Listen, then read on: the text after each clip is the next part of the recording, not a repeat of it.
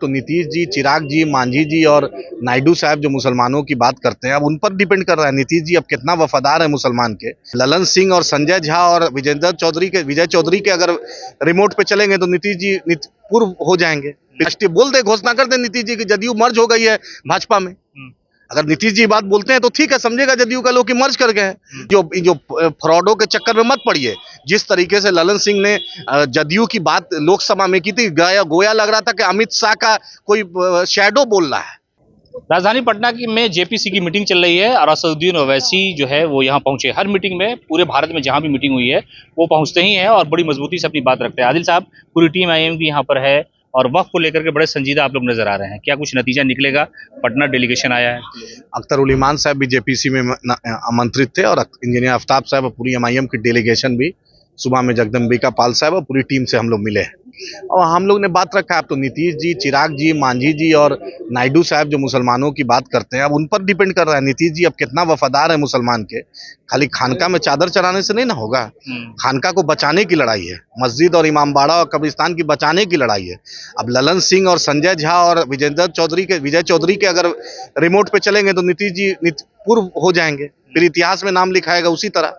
लेकिन अगर जयप्रकाश की जगह लेना है, लोहिया की जगह लेना है, कर्पूरी की जगह लेना है तो इंसाफ करना है। उसमें जो लिस्ट आई है, कांग्रेस ने अपना भेजा है, मांझी ने भेजा है और चिराग पासवान ने भेजा है, लेकिन जेडीयू का कोई नुमाइंदा आधिकारिक तौर पर, तो नीतीश कुमार इस बिल के साथ खड़े हुए हैं जिस तरह से ललन सिंह ने पार्लियामेंट में कहा था।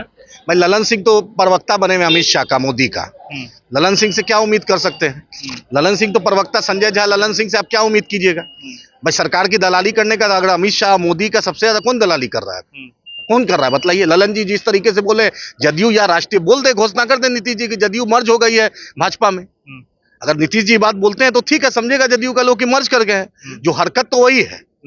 और प्रशांत किशोर जी सही कहा है कि मुख्यमंत्री का मेडिकल जांच होना चाहिए।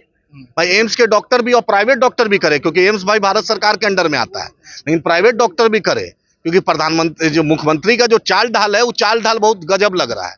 और नीतीश जी स्टेट्समैन है। नीतीश जी आपसे यही गुजारिश है, इल्तिजा है, इन दलालों से दूर होइए। आपका कद जयप्रकाश जी के जगह लेने का है, कर्पूरी जी के जगह लेने का है, लोहिया जी को मानने वाले हैं। इन जो फ्रॉडों के चक्कर में मत पड़िए। जिस तरीके से ललन सिंह ने जदयू की बात लोकसभा में की थी, गोया लग रहा था कि अमित शाह का कोई शैडो बोल रहा है। बहुत मजबूत इस तरीके से कभी जदयू ऐसी नहीं बोलती थी, जिस एग्रेसिव मोड में और जिस तरीके से वो मिला भी लोग ठीक से नहीं। इससे जो इरशादुल्लाह साहब और जो जदयू के माने उससे मिला भी ठीक से नहीं। ललन सिंह जी ये अहंकार मत रखिए। 2009 में आप ही पूर्व हो गए थे, 2 मिनट में पूर्व हो जाइएगा। जनता है, जनता की अदालत सबसे बड़ी है। और नीतीश जी का जो कामयाबी के पीछे मुसलमानों की एक बहुत बड़ी अक्सरियत साथ रही है। और नीतीश जी को जो पूर्व होने से पहले उनकी इज्जत डिग्निटी को 4 चांद लगवाइए, उसमें कमी मत लगाइए। मैं माननीय मुख्यमंत्री जी से फिर से बोलता हूं, जदयू को जो इंडिपेंडेंट आइडेंटिटी है उसको बरकरार रखिए। आपने दिग्विजय सिंह जी, आपने जॉर्ज फर्नांडिस साहब, आपने शरद यादव जी की जगह पर नीतीश जी राष्ट्रीय अध्यक्ष बने, तो एक डिग्निटी होनी चाहिए। नीतीश जी तो मज़ारों की हिफाजत की बात की है, कब्रिस्तानों की हिफाजत की बात की है। अगर जेपीसी में जेडीयू विरोध करता है तो एक्सपोज हो जाएंगे। चिराग जी भी रामविलास जी के आप पुत्र हैं, तो आपको दिखाना पड़ेगा कि रामविलास जी ने मुसलमानों की कितना हिम्मत की। मांझी जी, मुसलमानों ने आपको इमामगंज में जिताया है, अब पता चलेगा कि आप कितना मुसलमान के हमदर्दी हैं। अब आप बेटा के चक्कर में रहिएगा तो भाजपा आपको लोटिया डुबाएगी। भाजपा जब शिवसेना की नहीं हुई, अकाली दल की नहीं हुई, अपना दल की नहीं हुई, तो आपकी भी नहीं होगी, फिर अजीत पवार की भी नहीं होगी। फिर आप लोगों को मर्जे करना पड़ेगा जाकर। वो जो भाजपा का नया करवाले में बाल बच्चा, जैसे चंद्रशेखर जी का बेटा चला गया एमपी बनने के चक्कर में भाजपा में, तो आज चंद्रशेखर जी का बेटा खत्म हो गया। चंद्रशेखर जी एक इतिहास थे, एक इंस्टीट्यूशन थे। तो नीतीश जी ये सब सोचिए। अगर ये खबर नहीं आपको देता है लोग तो अफसोस है, लेकिन अभी भी नीतीश जी से उम्मीद है कि जब मांझी जी से, लोजपा से, नायडू साहब से, कि जब जेपीसी में खुलकर ये बिल के वोट खिलाफ में करेंगे और मुसलमानों का ईदगाह, कब्रिस्तान, इमामबाड़ा, मसाजिद, मदरसा की हिफाजत में होगी। और हम तो एटी चोरी लगा देंगे। ये हमारी आस्था का बात है। अगर आपकी आस्था आस्था है तो मेरी भी आस्था आस्था है। समाजवाद का दिल्ली में चलेगा या जेपीसी के सामने वो समाजवाद का गमछा नहीं दिखता है, क्योंकि बैलेंस करना चाहते हैं कारी साहब को भेजकर। दूसरे मामले में तो पूरा जंबो जेट रहता है राजद। कांग्रेस का सिर्फ जावेद आजाद साहब को भेज के होगा। कहां अखिलेश सिंह क्यों नहीं आए? या दूसरा उस हम पैडलर उस स्ट्रेचर का लोग आता। कांग्रेस को ये एक छोटी पार्टी नहीं है, कांग्रेस एक नेशनल पार्टी है।